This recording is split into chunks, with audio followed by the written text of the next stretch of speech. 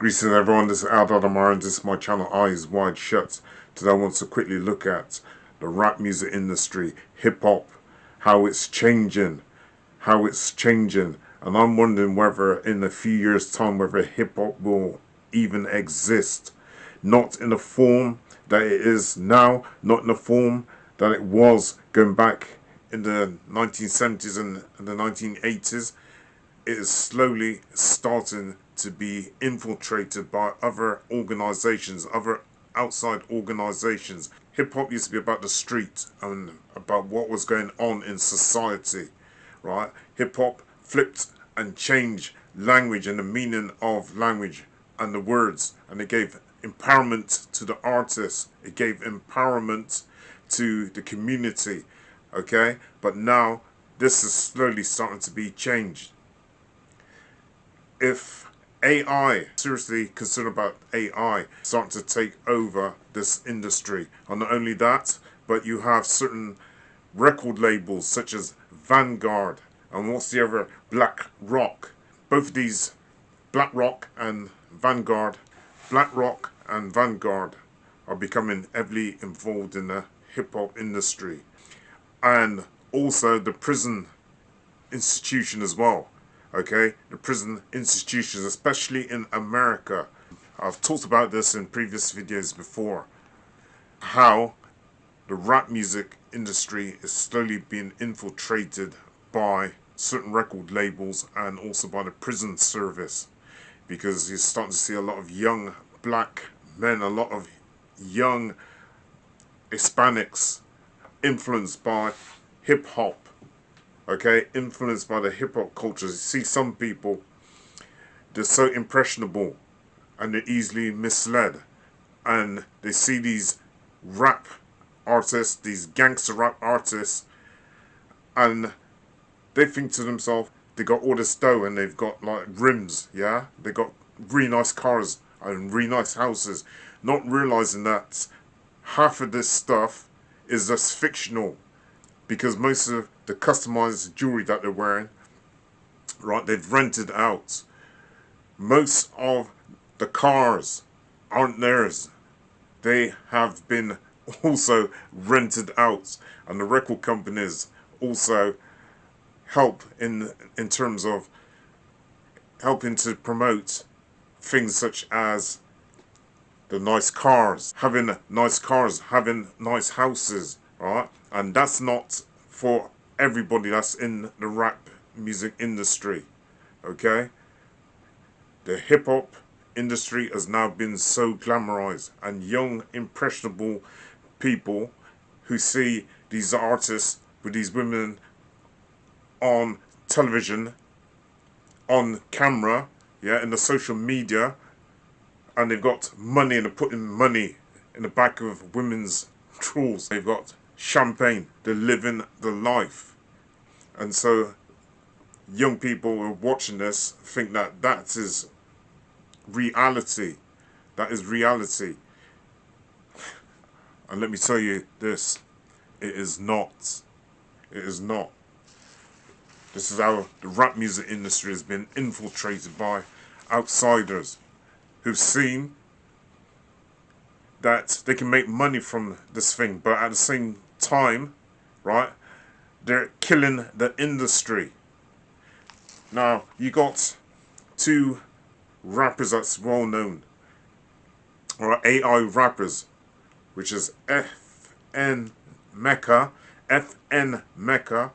and also Travis Bot. Now listen to how much money these two artists are making, especially FN Mecca, okay? And check out just how many subscribers he has. Man, AI is starting to really get into this rap music industry. You cannot tell the difference between an AI that's rapping and a natural artist that's rapping. You see, what is happening is that a lot of the AIs are taking the voices of rappers, some of them well known, and using their lyrics and then putting them over beats. Okay, and you cannot tell the difference between AI rapping, organic human being rapping. Alright, you close your eyes and you will not be able to tell the difference if you were to listen. So what is going to happen to rappers in the future if AI starts to take more control of this industry? Because I've seen AI being used in Tupac songs. Sorry, I've seen AI being used in also Biggie Smalls songs. Yeah, Nate Dogg, Snoop Dogg, and a whole heap of other rappers as well. Their songs have been used, or their voices have been used and overlaid on top of beats. And these beats have also been created by AI. AI don't sleep. AI doesn't sleep. AI never gets tired. AI can write out bars of a beat in probably 15 or 20 seconds. AI can travel literally, or should I say AI can be in several places at one time. If you have a rapper and he's doing a concert, he cannot be in several places at the same time. But AI can be in several destinations all at the same time. Man, AI is going to start taking over control of this industry if we don't watch it. You just imagine, AI can probably put together an album, a whole complete album, within a couple of hours, where a natural organic artist, it might take them weeks and weeks to be able to put together even just one song, let alone an album. It could take an artist literally weeks to just put together one song, alright, and up to 2 years to put together an album. I can put together an album probably in a couple of hours. How are you going to compete with that? How is the artist going to compete with that? And you see, the other thing as well, the copyright industry in America, at the moment they're protecting the artists around copyright laws and also about their intellectual property. But how do we know that in years and years to come, as more and more AI starts to get into the industry and there becomes less and less organic rappers, that those laws might start to change, those copyright laws may start to change? Now listen to this about the copyright laws. Music. The U.S. Copyright Law Office has made sure that you will not earn a single penny from artificial intelligence music.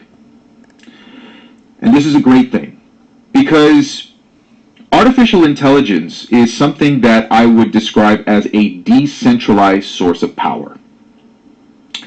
It's decentralized because artificial intelligence has started to enter an age where we call general intelligence. You see that?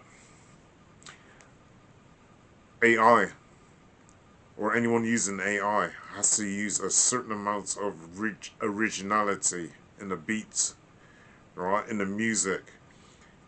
Okay, they have to use a certain amount of originality, that's either lyrics or beat.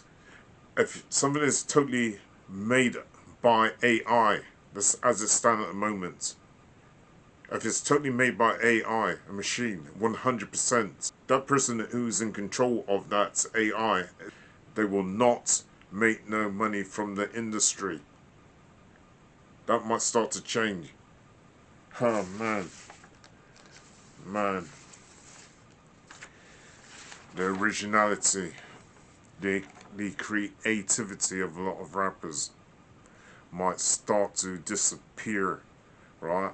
As AI starts to take over more and more of this industry, along with the prison service, along with these record labels. Alright? And then we got another thing. Double think and newspeak. Now, newspeak.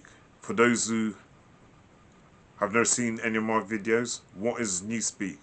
This is something that George Orwell has talked about in his book, 1984. I suggest you go read it. 1984, Orwell's book. And he talks about two concepts. Okay? Two concepts. Newspeak and doublethink. Right? So what's this meaning in rap linguistics? In rap linguistic terms. Newspeak in 1984 is language engineered to shrink thought. In rap, artists often expand or distort language to expose how institutions manipulate speech. Doublethink is holding two contradictory truths at once. Rappers often use irony, persona switching, or layered meaning to show how society forces people into contradictions, e.g., be free but obey, be authentic but be marketable. When rappers borrow these concepts, they're not copying Orwell. They're weaponizing his ideas to critique modern systems, media, policing, capitalism, surveillance, algorithms, and culture, etc. The hip-hop music industry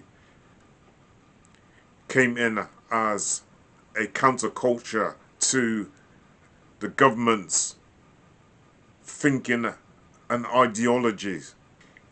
You see, the government wants to try to control language. They want to try and get rid of critical thinking. But rap music industry is opposed to this, okay? It's in direct opposition to this because the rap music industry is trying to use creativity. It's trying to use critical thinking. It's trying to talk about truth. There's rapping, his name is past tense. And he totally says, the truth is the truth and the lie is a lie. You can change definitions, I won't comply. I don't care how many times you tell these lies. It's either fact or fiction, I won't compromise. Doublethink got the whole world under a spell. Speak facts, not fiction, and you will prevail. Okay? Guaranteeing a couple of years from now, bringing in AI, bringing in bots to rap. You see how this guy here, past tense, is using critical thinking, how he's using creativity.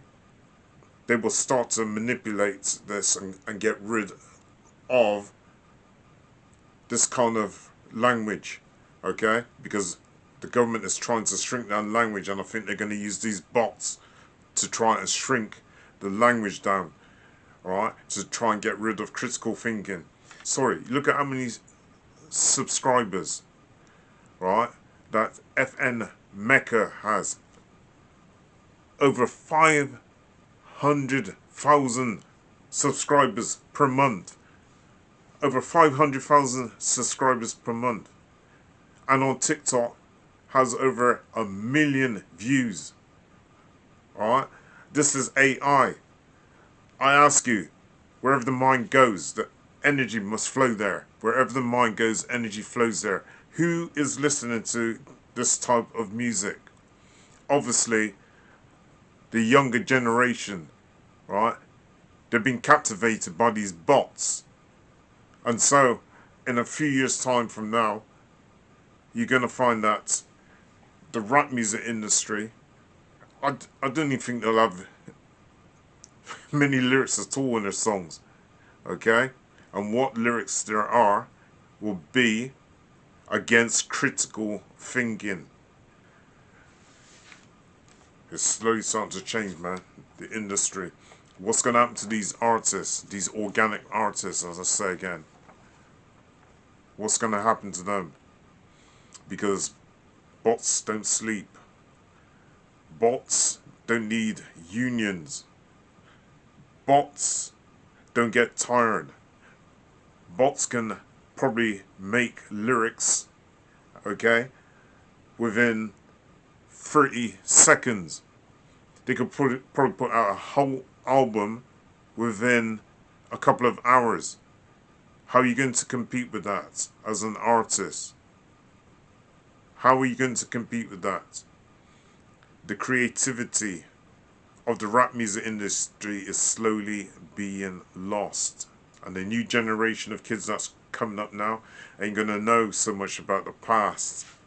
Okay? Because they won't have something to as a reference point. They will not have something as a reference point. I have something as a reference point because I grew up in the 70s and 80s listening to groups such as Public Enemy, Kool Moe Dee, Gangstar, who's now dead,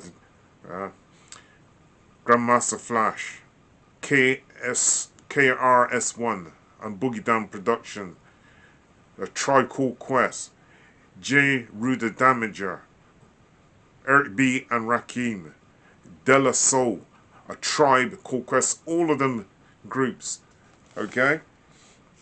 And much, much more. How many young kids have a point of reference? How far back can they go in regards to the rap music industry? Who is having influence on them right now? Okay? And you got artists such as Tupac and Biggie Smalls and Nate Dogg and Snoop Dogg. Right? Their lyrics are being used by AI. You got Tupac, is no longer alive, and nor is Biggie Smalls. But their music will probably live on to a certain extent, but through AI. But the language that they were using in their songs can be manipulated and changed around.